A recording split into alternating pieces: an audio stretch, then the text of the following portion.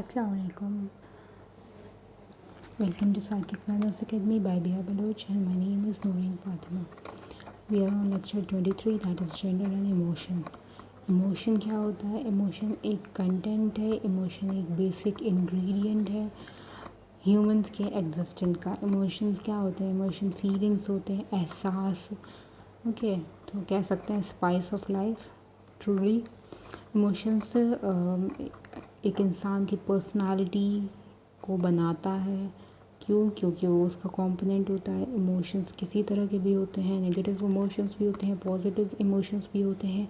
ये emotions different emotions होते हैं. Different emotion like patterns different होते हैं मेन और वुमेन में, बट एक्सप्रेस करने का तरीका मेन में अलग होता है, वुमेन में अलग होता है. अगर हम जेंडर स्टीरियोटाइप की बात करें तो जेंडर स्टीरियोटाइप के थ्रू ये सोचा जाता है, ये कहा जाता है कि जो वुमेन होती हैं वुमेन से ज़्यादा इमोशनल होती हैं और उनके बिहेवियर्स, वुमेन के बिहेवियर हर इमोशन से गाइडेड होते हैं. यानी कि वुमेन जो भी बिहेवियर शो करती हैं या जो भी अपने एक्शंस, उनके एक्शंस किस पे डिपेंड होते हैं? इमोशंस पे डिपेंड होते हैं. वो दिल से सोचती हैं, दिमाग से नहीं सोचती हैं. ये जेंडर स्टीरियोटाइप है. ऑल्सो ये भी बात कही गई कि मेन कंट्रोल कर लेते हैं हमें अपने इमोशंस को, वो और अपने इमोशंस को रेशनली रखते हैं और ज़्यादा एक्सप्रेस नहीं करते मेन अपने इमोशंस को. रिसर्च के थ्रू ये रिज़ल्ट आया था कि मेल एंड फीमेल के ये जो रेंज ऑफ इमोशंस हैं वो काफ़ी डिफरेंट है. Sorry, I am really sorry. Okay, research के थ्रू ये रिजल्ट्स आए कि जो मेल एंड फीमेल होते हैं उनके दोनों वो जो इमोशंस होते हैं, रेंज ऑफ इमोशंस वो सेम होते हैं, बट उनकी अपब्रिंगिंग, उनका सोशल एटीट्यूड, उनके इन्वायरमेंट, उनके जेंडर रोल्स को काफ़ी इफ़ेक्ट करता है. दस उसी वजह से उनके इमोशंस की एक्सप्रेस करने का तरीका भी डिफरेंट हो जाता है. बायोलॉजिकली भी काफ़ी ज़्यादा इम्पैक्ट पड़ता है आपके इमोशन पे. ये क्योंकि हार्मोनल इम्बैलेंस बहुत ज़्यादा होता है लड़कियों में ये, और बहुत सारे ऐसे फिजियोलॉजिकल कंडीशंस होते हैं जिसकी वजह से वुमेन ज़्यादा इमोशंस फील करती हैं, वो एक्सप्रेस ज़्यादा करती हैं. That's an another thing. But main बात ये है कि जो भी हमारी ऑब्जर्वेशनल लर्निंग, हमारी सोसाइटल लर्निंग, हमारा जो भी एक्सपीरियंस रहा है, हमें जो स्टीरियोटिपिकली जो बात सिखाई गई है, जो जेंडर रोल के थ्रू हमारे एटीट्यूड बनाया गया है, उसकी वजह से in expression of emotion male and female different है. कंपोनेंट्स ऑफ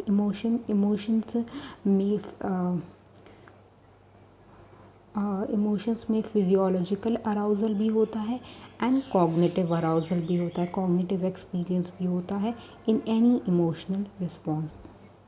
ऑल्सो जब आइडेंटिफिकेशन में बात किया जाए कि अपनी इमोशंस को आइडेंटिफाई करने के एक्सपीरियंस में बात की जाए तो मेन नोटिस बेटर, मैन अपने ये इमोशंस को, वो अपने इंटरनल फिज़िकल स्टेट को स्पेशली ये बेटर तरीके से नोटिस कर लेते हैं. जैसे कि blood pressure, heart rate, blood glucose औरतों को इतना नहीं पता चलता है.